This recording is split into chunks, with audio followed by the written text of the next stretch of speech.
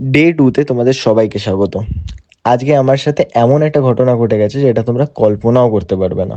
ঘুম থেকে উঠে প্রথমে আমি আমার মিলটা নিলাম, আর মিলটার সাথে আমি নিজের কাজও করছিলাম।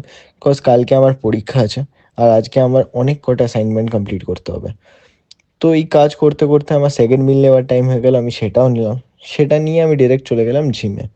জিমে গিয়ে আজকে অনেকক্ষণ ধরেই আমার ক্লায়েন্টদেরকে ওয়ার্কআউট করালাম।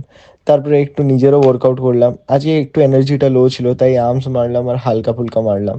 তারপরে একটু পোজিংয়ের নামে একটু মজা করলাম।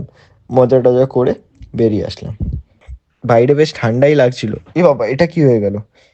এটা আবার কোন জায়গা? দেখেছো গাইস, আমার হেটাররা এইভাবেই আমার কার্ড সিরিজটাকে বিগড়ানোর চেষ্টা করছে। আমাকে বিরিয়ানির দোকানে বারবার নিয়ে চলে আসে। বাট কোনো ব্যাপার না।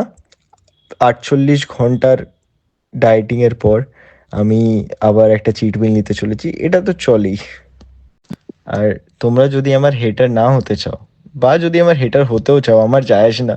গাইস, প্লিজ ফলো করে নাও আমায়।